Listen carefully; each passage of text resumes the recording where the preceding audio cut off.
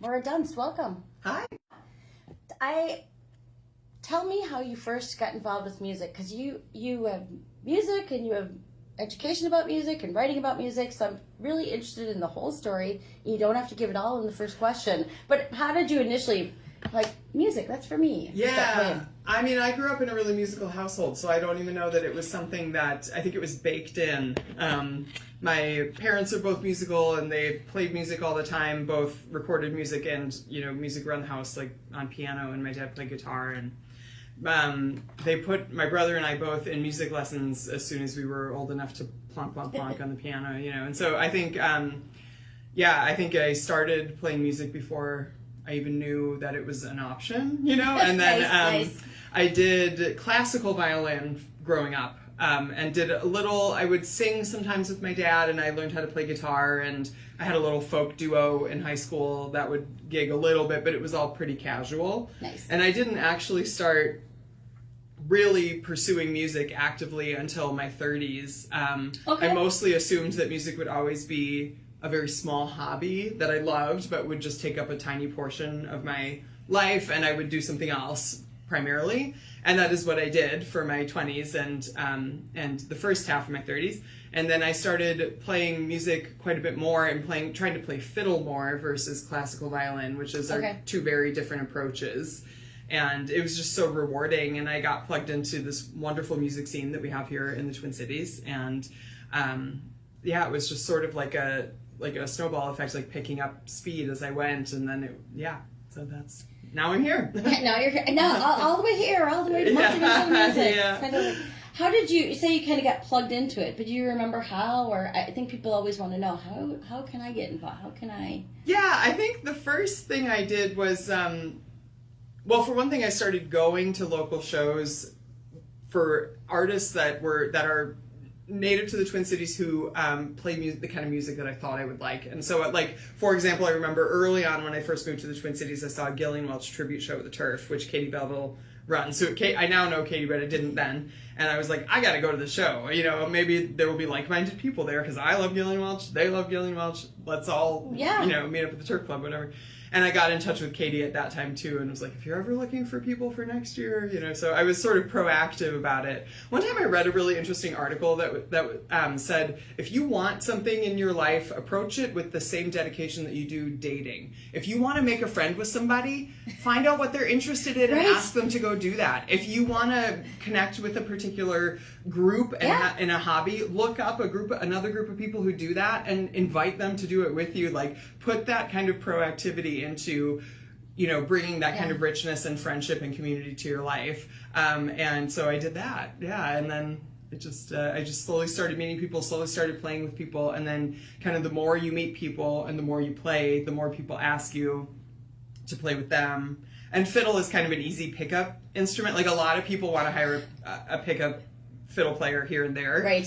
So it was pretty easy to get. Easier than the tuba, or exactly. Yes, piano. exactly. Yes. Yeah. That's fantastic. I mean, I think that those the tribute shows that have a lot of different artists, I think that's a fantastic place for people to go, because you have so many people in the room. Yeah, I mean, there's going to be 10 bands that play that night. You know what I mean? Like, what other lineup are you going to see on a typical one evening, not a big festival, but just one evening, where you're going to meet that many different musicians in the same room who have the same Venn diagram overlap of, musical interests. So. Well, and it's fun to see the different artists play a genre that may or may not be their own. Yeah. And what's funny, I often think of Leslie Vincent, who plays jazz, and then she can rock it for Dolly Parton. For sure, yeah. So it's you can meet people in a different way, I think. Yeah. So and then you eventually got involved. No, I'm going to ask first about, because you have a PhD in writing, but your dissertation is about music. Yeah. So I have a PhD in English with a specialty in Victorian literature, and my PhD research was on this very specific group of women writers coming out of England, the British Isles, I should say, in the 1890s, who were incorporating musical composition into their literary composition.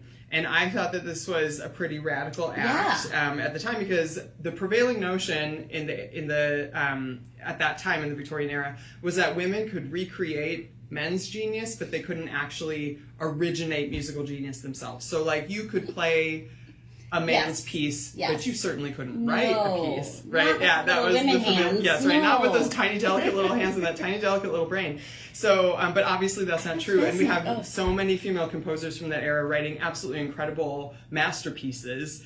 So the evidence was in front of everybody, but they just sort of chose to ignore it, as societies do, with inconvenient truths. Right. Anyway, turns out the big hands didn't get it. Right, yes.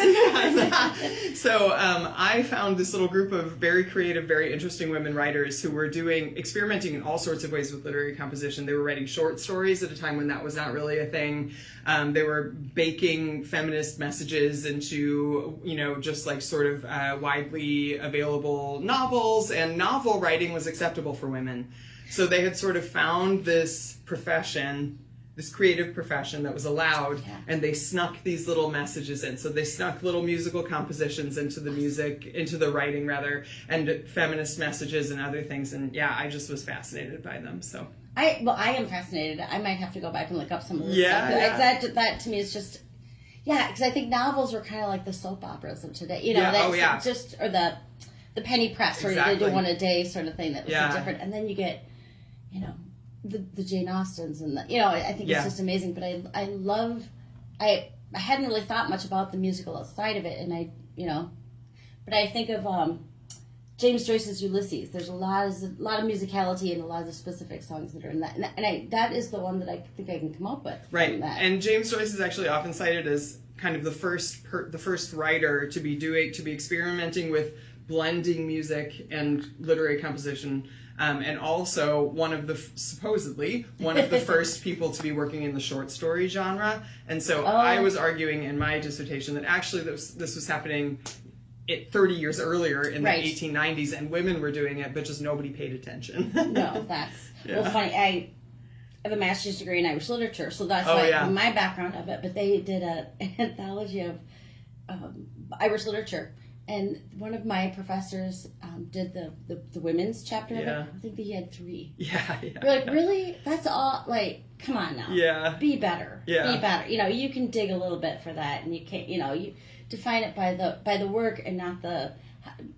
How many books published? But we're talking about an era when that wasn't even necessarily the thing. But yeah, now I'm gonna have to.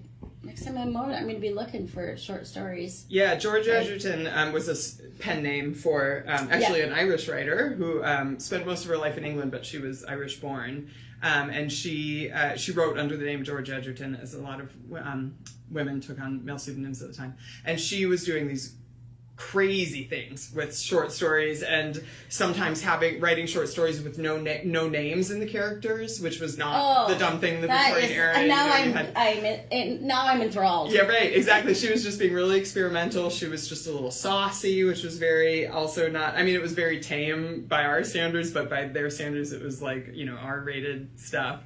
And then she also wrote a bunch of short story collections called symphonies, fantasias. And she was weaving all of this really fascinating musical composition into her work, including in a couple of the short story collections. She started each short story with a musical notation, a chord, under the title of the short story, just to set the tone of the short story. Yes, literally. Set the tone. She was just doing things that nobody else was doing.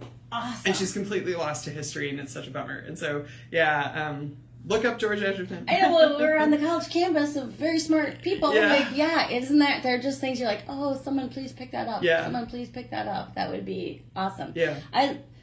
The more obscure, the better. I like the theater of the absurd. I like that. If there's a play and there are 3 naked people and only one of them speaks English, and they're discussing ping pong balls the whole time, I'm in. Okay, yeah. That's me. The weirder the better. Me. Yeah, exactly. Fly. Yeah, that's great. And does any of that inform the music that you do?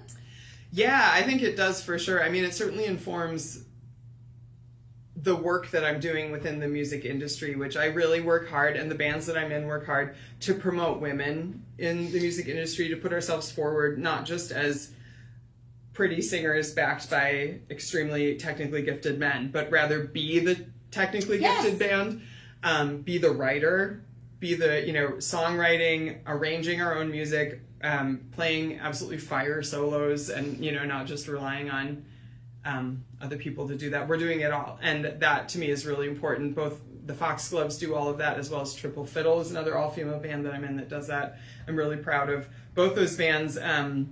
And then I also run a women's jam that I call Collectiva, and it's a women's and non-binary jam where you can just come as you are, and if you've always been playing rhythm guitar but you've always wished that you could just try a solo, but working your way up to those kind of high-octane bluegrass jams at Blue Ox or whatever, where everybody is moving so fast and there are so many rules that you don't know and nobody's telling you the rules. It's so hard to break into that kind of scene. Yeah. And so I am trying to provide a space where I'll tell you those rules and let's start from the beginning. And if you play 10 notes, 9 of which are wrong, who cares? Yeah. Because you played 10 notes. You did it. You did it. Right. You know? And everyone has to start somewhere. And I think there's so much more representation, especially in improvisation and instrumental improvisation. There's so much more representation for men in that sphere than there is for women. And so I just got so tired of being the only woman at the jam circle. And and then enough people as I walked away saying, I'm so glad to see you up there. It's so nice to see a woman in the circle. I wish there was more of that. And I'm like, well, let's make more of that. Let's do it. So I started this women's and non-binary jam called Collectiva. So that's been really rewarding. And actually, I just was at Blue Ox. Speaking of Blue Ox, I just was there yesterday doing this jam as part of their workshop series. So they've been really wonderful about making more opportunities for women and young women and all kinds of all ages actually starting out as jammers. It's not just young women who are trying to jam for the first time. Actually, Do you have a regular time and place for this, or how can people find out about it? Yeah, used to, not anymore, but we used to have a regular monthly jam, but now it's on hiatus, and I'm trying to find a new home. So if you have a new home for it, listeners, please let me know.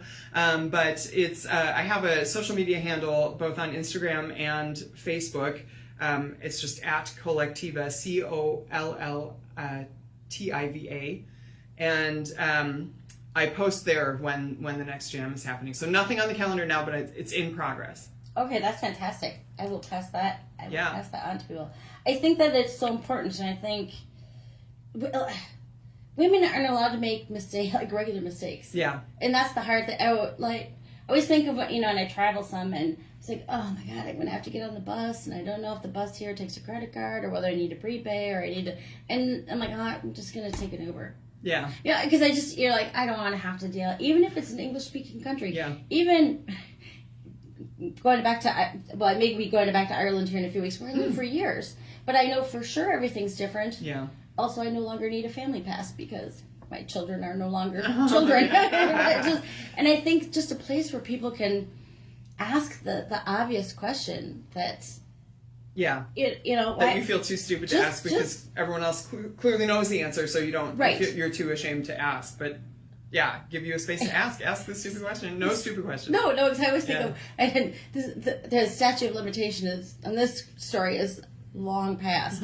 But I can remember going to a bar with a friend of mine who was not of age at the time, and she was like, oh, "What if I have to go to the bathroom?" I'm like, "Turns out people who are of age to drink also ask where the bathroom is." Go to the bathroom. Yeah. That was the whole thing. Like, I don't know where it is. I'm like, Yeah. You've been in a restaurant. Yeah. You kind of know where it is. I mean, Figure it out. Yeah, you're not going to be going out the front door. But I just love that generosity of, and I think, I think women are in a position where they can be more generous with that now.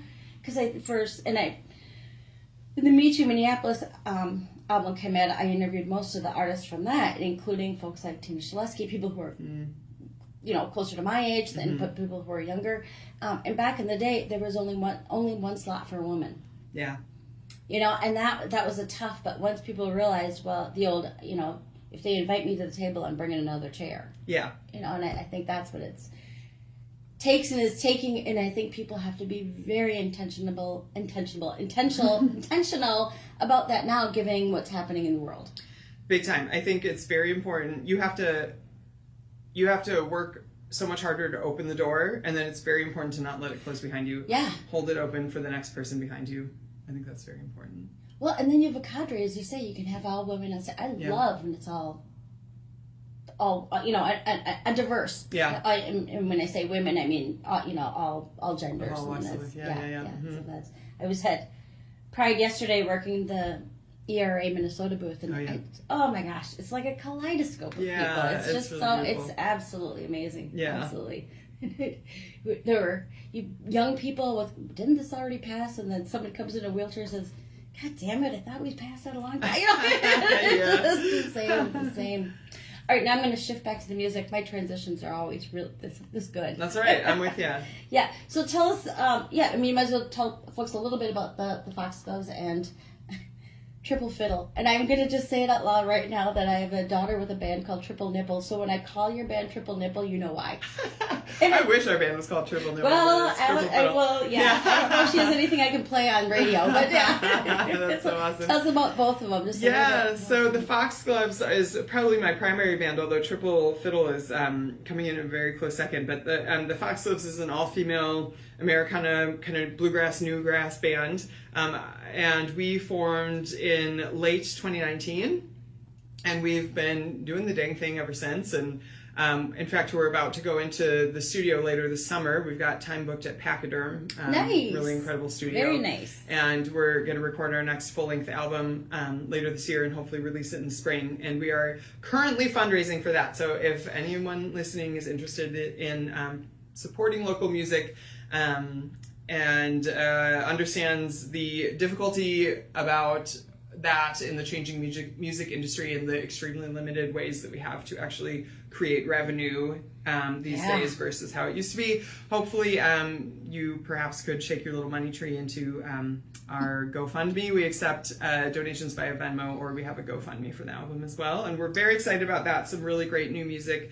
And in the past, our writing, I've been the primary writer on our original pieces, but going forward for this album, there are some really incredible contributions from some of my bandmates who have not made original writing contributions to the band before. So I'm excited for that to be part of the fabric of this album, is a little more diversity in songwriting. So was it an album that you just had that just came out, and you had a song about a sandwich shop or That's Triple Fiddle. Yeah. I love that.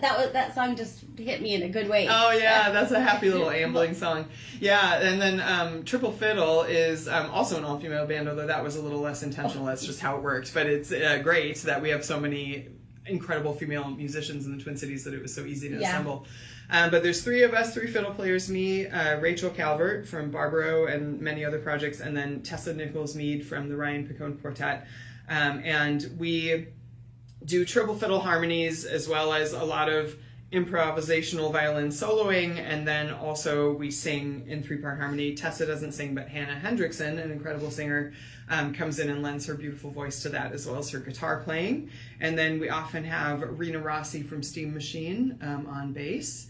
And yeah, that's a really fun project. It's really different from anything else I'm seeing on the scene, and it's really a really cool thing that we're doing. And then Rachel and I are also working really hard on this offshoot of Triple Fiddle called Fiddles for Littles, where we do kids programming, but based in fiddle music. So that'll be really fun too. And that's a particular specialty of Rachel's. So that would be fun. I mean, there's nothing more fun than, and in my world, that a fiddle and kids would always mean Irish dancing. Oh, sure. I had one daughter who did it for a while. We didn't have the stamina.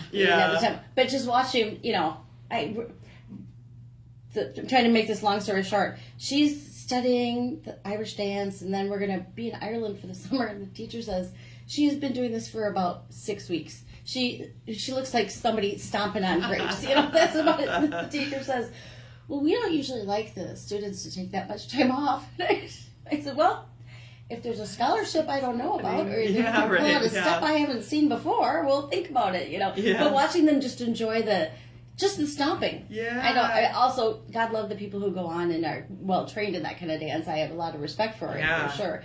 We did not have the stamina nor the talent in our household. I'm not sure that our household did either. I was definitely enamored of. I grew up outside of Milwaukee, and we would come in for Irish Fest. Irish Fest, I am I was very enamored of the Irish dancers when I was a kid. I thought they were just the coolest thing, and it never quite happened. But oh my gosh, the amount of work that goes in to them being able to be at the level that they're at when they're performing at Irish Fest is just incredible. The discipline. we couldn't handle the wig training alone. Yeah, right, the wig. I mean, that was the yeah. wig training alone knocked us out of the park. I bet, Yeah, this one had curly hair. I'm like, why would we... Yeah, why would we put more curly hair I was like, on I your don't think this is going to work out that well unless somebody else is picking up the quote-unquote mom's job here, because I'm not that in... Yeah, I love that idea. That's fantastic. Yeah, so Fiddles for Littles, keep an eye out for that. We'll be, I don't know if we can announce it yet, but we got a couple things this fall for that, and then hopefully in 2027 we'll do a full rollout of Fiddles for Littles. Now we're just sort of piloting it, but yeah, so that'll be really fun and hopefully super inclusive and fun for the whole family instead of kind of isolating. Rachel and I are both moms of little kids and musicians, and we find that we have to keep those parts of our lives pretty separate, and so we're trying to build this element where the two things can be combined for us and for other people too. So well, and it builds future fans. Yeah. I mean, that's why I love an all ages show. I love festivals where they let. I was just at Grand Old Day. Oh, I've yeah? only been gone my whole life. Yeah. Grand Old Day, and last year or the year before, they started where you had to have a drink band to get anywhere near the band. To break bracelet to get anywhere the bands. And I thought, well, you gotta have something for the 15, 16, 17, 18, 19, because that's what we did when we were, it's an outdoor festival. It's an investment in the industry. It's an investment in the arts. It's an investment in everything. So I love the idea of doing that with kids. You come from a musical family. I do not come from, some of my favorite memories is singing in the car with my dad driving. We used to drive from Chicago to Minnesota a lot, singing Johnny Cash. Poorly. But still enjoying it. Yeah. So now, you probably thought I was going to ask this right off the bat. Now tell us how you get to the news, the Violin Sings. So I'm about to release a new EP of just my solo work, and totally different from the solo work that I've done before. And it's a 5-song EP called Violin Songs, and it's all covers. And it's only the formula that I stuck to, with one brief exception, which I'll talk about in a second, is 4 violin tracks and 1 vocal track, and that is it. And I didn't, you can add and add and add in the studio until, you're blue in the face. But that was the challenge to myself, was 4 tracks, 4 instrument tracks, all played by violin, 1 vocal track, all of it done by me, performed by me, arranged by me. Wow.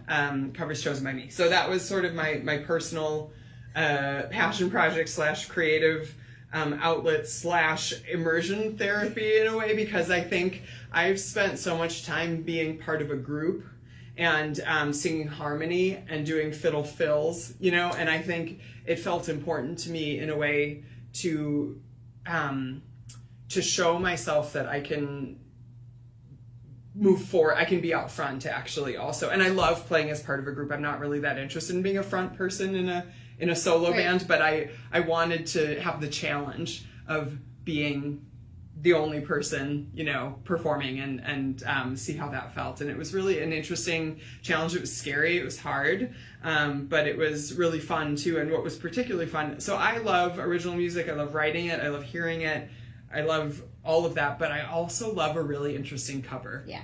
I love it when people take a well-known cover and do a totally different spin on it. I'm not interested in hearing you do it exactly as the original artist did it. Right. I'm interested in hearing your version of it with some arrangement that I would have never thought of before, with some new vocal inflection that changes the entire DNA of the chorus. Yeah. Like, that's what I want to hear. And so I love doing that for my bands, and so that's what I did here too. I just, the songs were not chosen super thoughtfully. They were just songs where I heard them on the radio and I could hear the violin part happening. It was just nice. like in my head, just sort of coming to me. So it wasn't like I sat down and said to myself, I am going to arrange Dancing in the Dark for 4 violins. I just was like, I heard it and I could hear the violin parts coming out, so awesome.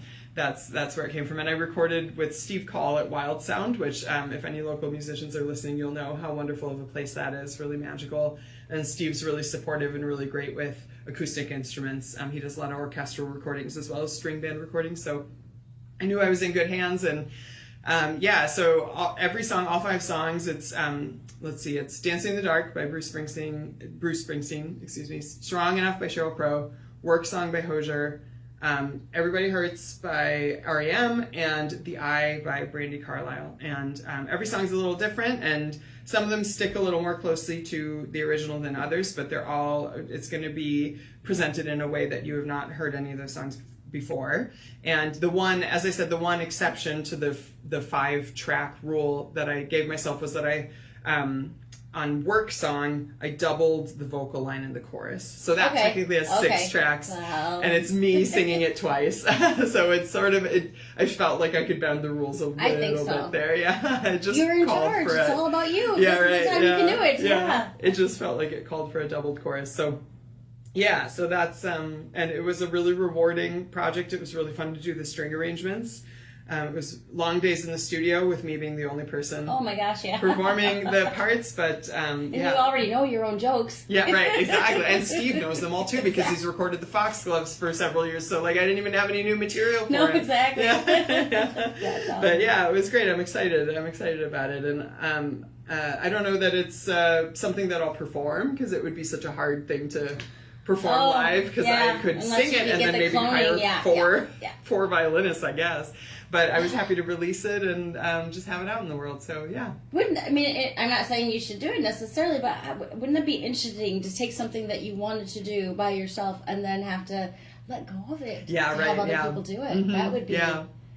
Well, that would be a test of something that I might not pass. Yeah, right. Yeah. I'll say that. Well, and we have such great fiddle players. There's a wealth of fiddle players in the Twin Cities, so it wouldn't be that hard to assemble 4 excellent fiddle players to really do. They probably actually do a better job than me, honestly. So. And then what would you do? Yeah, right. Yeah. I'm not saying they would. Yeah. Should we play something off Sure. that? Yeah. All right. What would you like us to play? Let's see.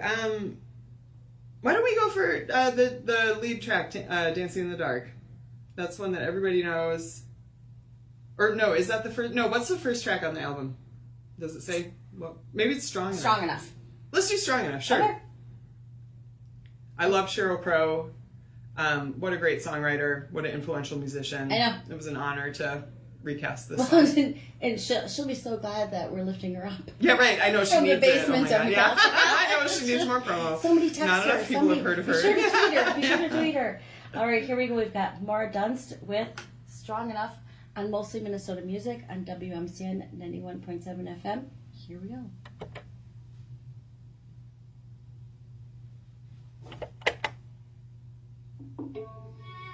That's what gives me the gray hair. That's the first thing. So on the radio, they will hear only this, but obviously the live stream. So if you feel like you need to drop an F-bomb. The live stream is still on. Okay. Now's the time for the F-bombs, but don't say anything mean about your mom. Shit. Exactly. That's right. So people say if you got something that you gotta say, save it for later. But yeah.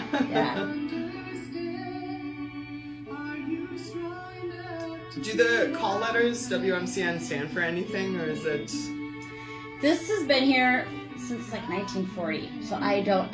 No, not that I know. I mean, and I listened to it when I was in college because I really am from this neighborhood. Oh, yeah. But no.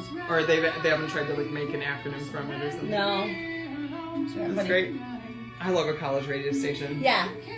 It's fun. What's nice, we have to reapply every semester, which that means I get a couple weeks break every summer, which is nice.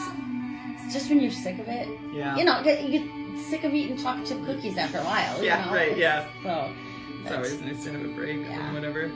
It's like with playing music, we're in the busy season now because summer is so crazy with festivals and everything.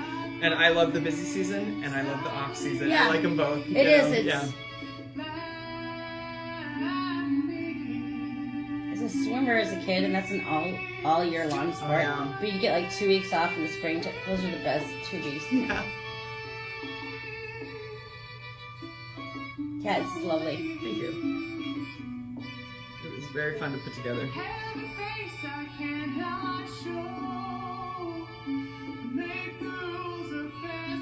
So this song, there's 3 bowed violins, and then I'm knocking on the body of the instrument for the percussion.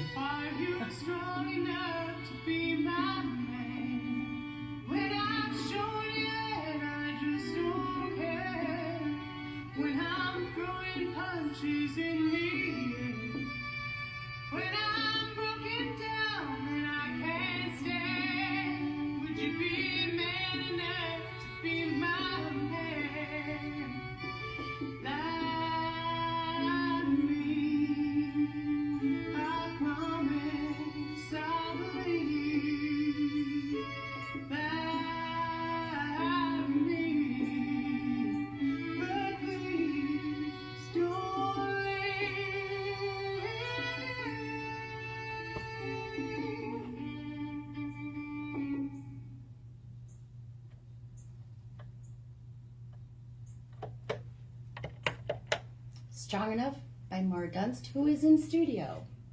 That's lovely. Thank you. Yeah, I like that version. Thanks. I mean, I like it. Like as you say, it's so nice to hear a different rendition of something. Yeah. It's, even if it, well, maybe especially if a song was your favorite and you listened to it for 6 months solid every time you were in the car or something, it's just a refreshing take on it. Yeah. And you hear it in a different way.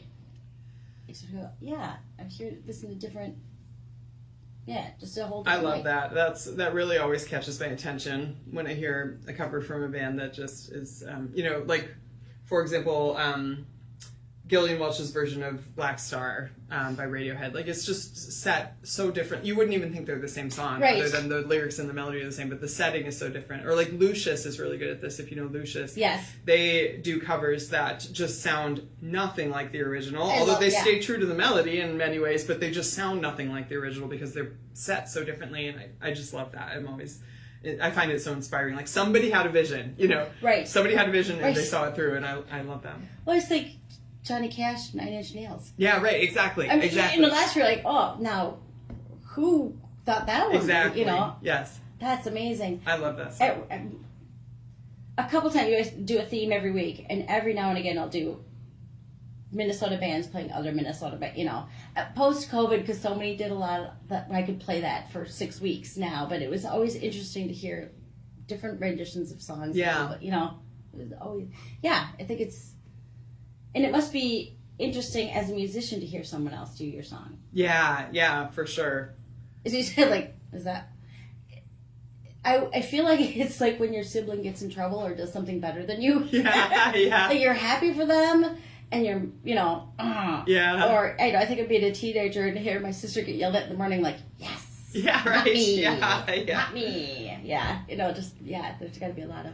Yeah, I mean, that even happens in the Foxgloves, because I don't sing. We share the lead vocal among us.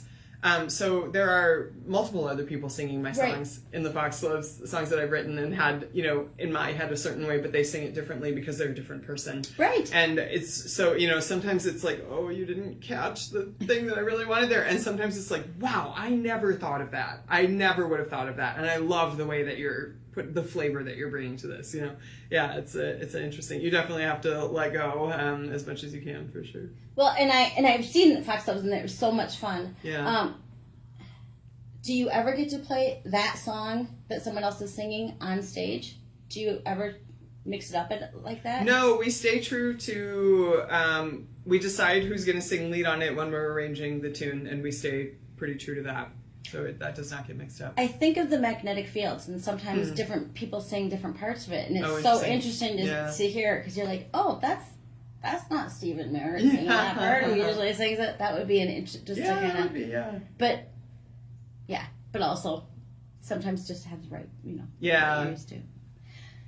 How did doing all of this work and doing every single little bit of it and having to bit, and then you go back to doing collaborative work? Did the experience bring you any new tools or bad habits, or what did you bring it to after this experience, or what are you bringing to the bands? Yeah, I think one thing that was great is that it really made me get down to the nitty gritty of arranging, which I don't do so much for the Foxgloves. So, like, for example, with arrangements in the Foxgloves, I'll say, hey, I can hear a little a little guitar line in here that goes like ba-da-da-da-da or whatever, but I won't. It'll just be a little like and then Liz has to figure out what to do with that. She doesn't, you know what I mean? Versus that's where a gift. Whereas in this context, I was writing every note out with every rhythm, and everything was written out. And in some ways that was really helpful, because if I have a specific idea, I can write it down and give it to somebody rather than somebody trying to interpret what I'm trying to explain to them. So the exercise of getting back to the music theory of it all, which I had sort of gotten away from the actual transcription of music and remembering, you know, the 1, 2, 3, and 4, and like the actual getting down to the actual beats. I hadn't done that in a long time. I was mostly just going by feel and vibe instead of by, you know, writing it down on the page. And so it was nice to sort of ground myself in the written music again. And a challenge too, because the music theory part of my brain is really very, like, it's somewhere in there, but like I root around and don't find it a lot of the time, but it's in there somewhere. So that was fun, and it's actually simplified things a little bit, because then I've been able to bring some new arrangements to triple fiddle and the foxgloves written out the way that I'm envisioning, and they just pick it up so much faster because I have it already written out and already thought out, instead of like me trying to explain it verbally, what I'm hearing in my head, you know, which nobody else is in my head, so they can't, you know. So yeah, so that was an interesting challenge for sure.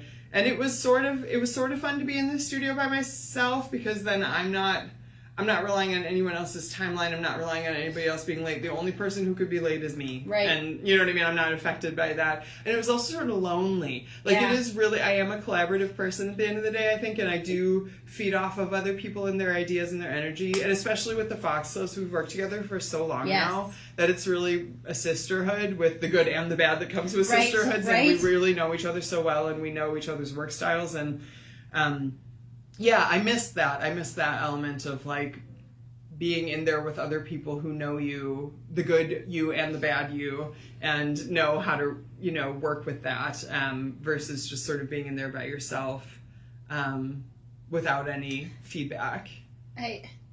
My 2 older daughters were visiting this week, and one left yesterday to go back to Ireland. One left the day before to go back to Portland. And so I was out last night, and I said, I'm an empty nester again for I don't know how long, but I said, you know, and they're like, what's that? I'm like, well, it's sad, it's nice, and it's weird. Yeah. You know, I like it. I miss seeing them, especially, you know, when they usually just come home for a couple weeks, you know, but also I'm throwing away every bottle that has only 1 inch, whether it's in the shower or the refrigerator. It's gone. It's gone. You've left me all your vegan food. It's not going to keep till Christmas. It's gone. It's gone. You know, it's kind of all their stuff. I miss them. I miss the creativity of them, and they are very, That's true of so many things. I mean, we were talking during that song at the sort of in the break about enjoying the busy season of music and enjoying the quiet season. And I also even feel that way. I was at I mentioned that I was at Blue Ox Music Festival yesterday, and I was chatting with a bunch of other moms backstage, and I didn't have my son with me. He had been with me. He's 3, and he was with me on Thursday, but not on Saturday. He was with my parents for the day, and I was talking about how I like both things. It's really fun to have him there, and it's fun to have him running around, and it's fun to expose him to all this great music and to be there with him. It's very special. And it's also, it rules to be there without him. It's like both things, you know. I'm going to eat my whole meal while it's hot.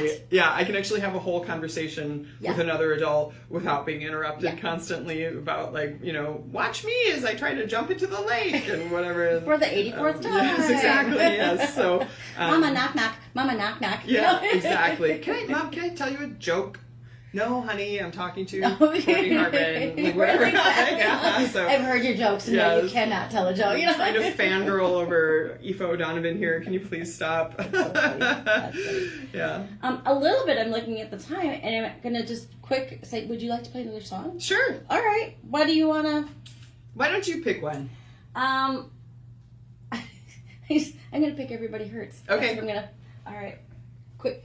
Do you want to tell us 10 seconds about this while I get it all set up here? Sure. I just think it's such a beautiful and heart-wrenching song, and it's I think the lyrics of it are so simple, which is really inspiring to me, because REM and Michael Stipe is such a complicated lyricist, and then here one of his most famous songs is one of the simplest. Everybody Hurts. You know, it's just such a simple concept. It's such a simple line, and it really cuts to your core. Yeah. Yes, and so this was another song where I heard it out in the wild somewhere. I don't even remember where, and I heard the string arrangement behind it, and so I brought it to life. Here we go.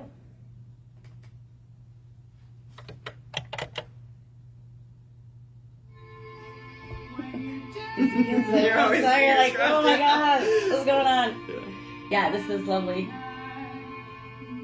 So the red is on and the orange is off. That would throw me off. I would think that It red says would be off here and it says Yeah. on there, which does help considerably. I would just constantly be pressing the red buttons to turn it Sometimes off I- and doing it backwards. I usually do this, and then Langan normally does Oh, it. So that's yeah. where I'm like, but the nice thing is, I need bifocals. It's never gonna happen.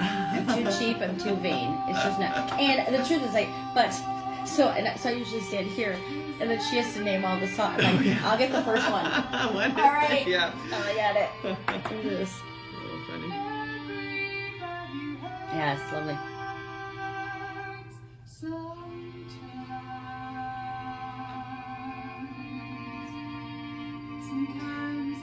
We probably have like 5 or 7 minutes left because I like to get it all. I like to model good behavior, even though someone may or may not replace me. Do you want to chat, or would you like to fit in another song? Either way. I don't. It's totally up to you. It depends. So we have 5 minutes, inclutes this song, or 7 Yeah, minutes. we've got. I don't know if we have time for We, this. Is well, kind of a long one. we have. Actually, look at it. We have 10 minutes. Okay. Starting now, but it's fine. So whatever. I mean, I feel like I've talked a lot. Let's do another song. Okay. I mean, it's I'm happy either way, but sometimes it's nice to get your music out Yeah. there. Sometimes people do want to get it out, and they're like, oh, let's save it. Yeah, let's do one more song and let's do The Eye. Because I think that arrangement is really different from what we've heard so far. So then you're giving kind of a wide range of...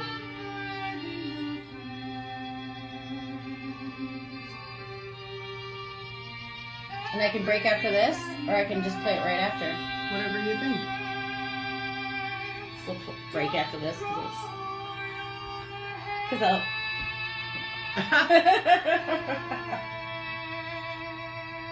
What's worse is, this is my computer for here, and again, because I'm so cheap, my computer at home, I now have to use a mouse with, because the mouse pad, Oh, yeah. and I was like, well, the rest of it works, so now I'm, and then there's a mouse here, so Yeah. I spent a lot of time doing this, but yeah. I'm the same way. I'm still rocking an ancient iPhone, I actually also have an ancient iMac at home and an ancient laptop. Is that, yeah. I'm not interested in upgrading because they work just fine. No, You can it's pry fine. out of my cold dead hands. I finally had to get a new phone, and they're like, you have 20,000 texts. I'm like, just delete them all. I don't care. Yeah. Wish you'd told me that before you started the process, Yeah, because right, I yeah. don't care.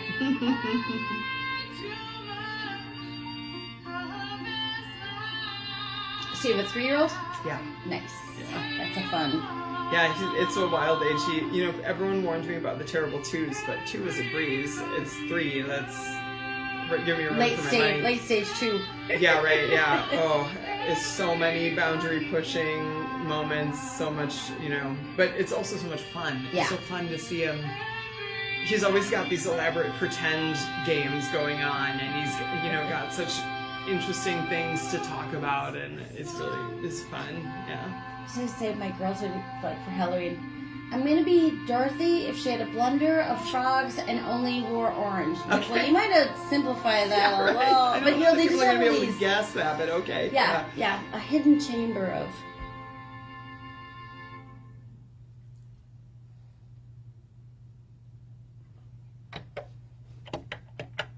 Everybody Hurts by Maura Dunst, who is in studio. Yeah, that is a nice version of that song. Thank you. It's just, that song really is just... It's a goosebump situation 100% of the time. I've heard that song, not my version of it necessarily, but the REM version of it 1,000 times, and it never is not powerful. It's a potent song for sure. Well, and that makes me because the songs kind of came to you, Mm-hmm. and then once they come to you, do you listen to them 1,000 times while you're working on them, or do you just say nope?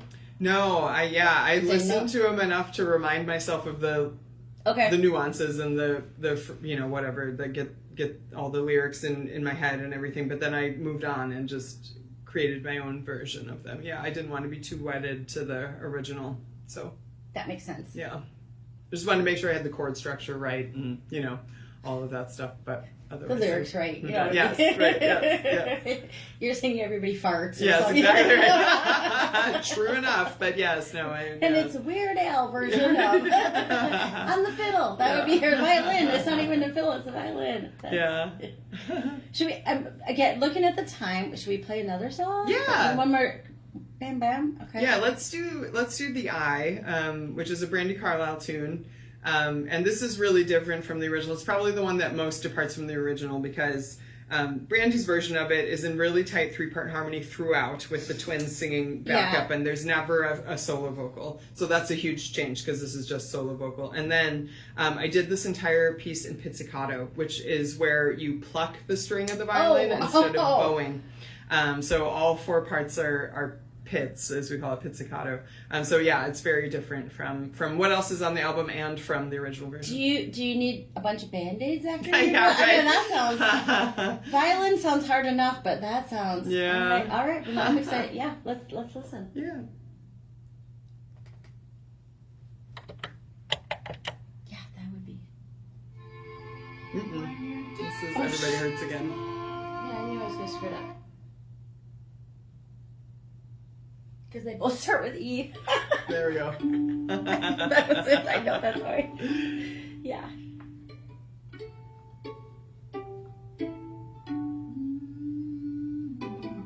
Is this your stuff up here, or is this a shared space and it could be Shared anybody's? space. Okay, Yeah, none of it is mine. None. What's funny though, and they're working on. They have little notes, and I was a librarian for many years. Oh. And it's fun to see little notes from local bands from like in the 80s where I would know those bands. Yeah. If you like the Honey Dogs, you'll like, stuff like that. Oh yeah. We just played a show with Turn. Nice. With Adam from the Honey Dogs. He was Nice. talking about them a little bit on stage. Yeah. Yeah. Actually, all of the Turn folks are nice. They're fun to. Yeah. I was just chatting with Savannah this weekend. She's going off on her own now and doing solo stuff, but I'm excited to see what she does. She's so talented. Yeah, she did some solo stuff before, so Cool. I wonder if it'll be different. That'll be. Yeah. She's that nice vintage shop in Eau Claire. Yeah, Seven Sons. Really great stuff. Highly recommend that you check it out. Anyone Yeah, exactly. Eau Claire actually has something really special going on. Savannah is there with her music in her shop, and then it's also home to Hannah Hebel, who performs under the name Hema. Siri, who's Humbird. Yep. Sarah, who's Lanu. Yes. Sarah, who's the Nunnery. Yeah, it's. Courtney Harmon. Yeah.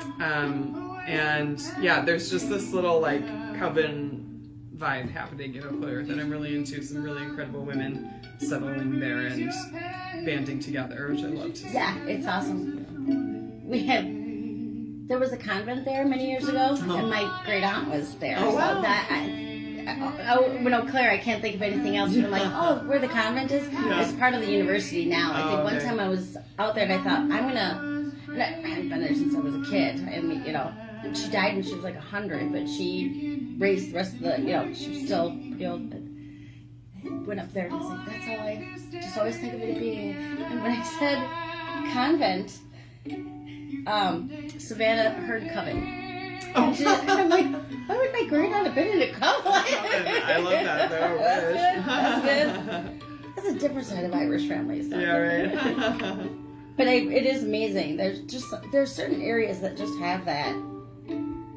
The Twin Cities that's just valuable people. Yeah. Not that it isn't great. And it's great compared to other places the size, but a small town, you're like, yeah. they must have a great piano teacher for second graders. For sure. Sometimes I think that's all it takes. I think it's the per capita that impresses me in Eau Claire. Like there's that. Yeah. It's not so much that there's that many people in one municipality. It's that there's that many people in one small municipality. Right. Exactly. Yeah. Exactly.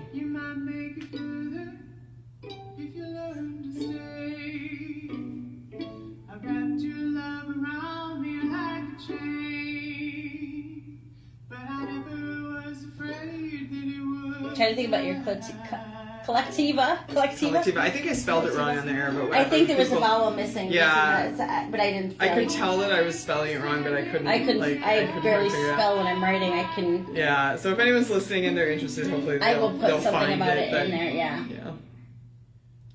It's Collecti. Okay, that I makes- think I forgot to say the EC.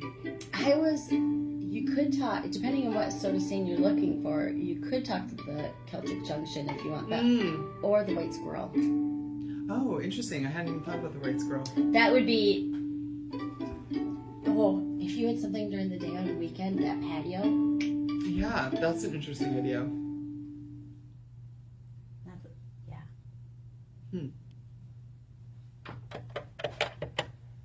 The Eye by Maura Dunst, who we have in studio. Yes. Yes, it is such a delight to have you here. Do you have anything upcoming that you'd like to talk about? Let's see. Are the Foxgloves playing Yeah, at the theater the on July 22nd? That's correct. They are. Yes, the Cedar's doing a very cool summer concert series on their patio, and the Foxgloves are playing July 22nd.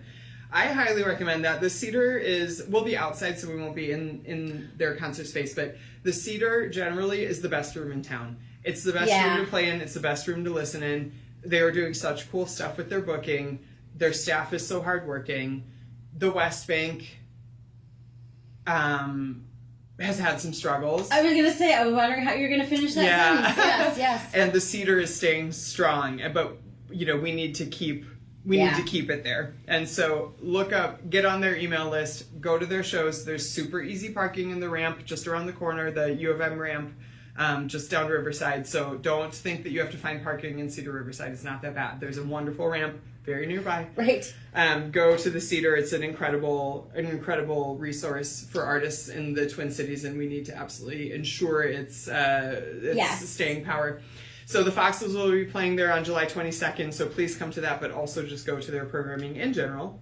They have a lot of very, very interesting international acts. I mean, I think They really have a wide diversity of acts, and then they also do wonderful things for local performers. They host a lot of local shows, as well as the Cedar Commission's artist residencies, where they sort of just pay you to be an artist in the cities. It's just such a wonderful thing to offer, and so just go to the Cedar, but specifically go to the Cedar on July 22nd. Well, and I think that those fellowships they have offered opportunities, and it turned out some just super interesting artists.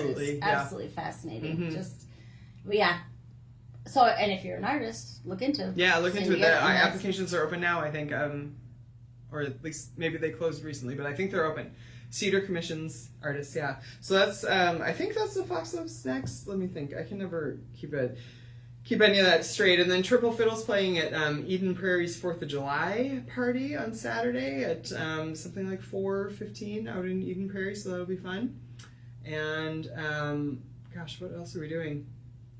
The Foxgloves are also at River Song Festival out in Hutchinson on... Oh, is it the 11th? July 11th. Yep. Hutch is a fun town. Yeah. I think that's about it coming up here. Yeah, in July. All right. Mm-hmm. All right.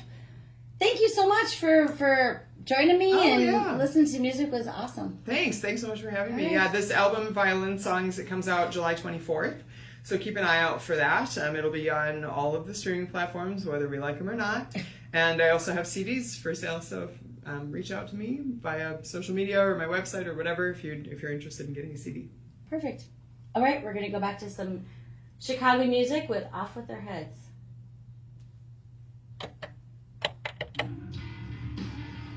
Thank you. You're so welcome.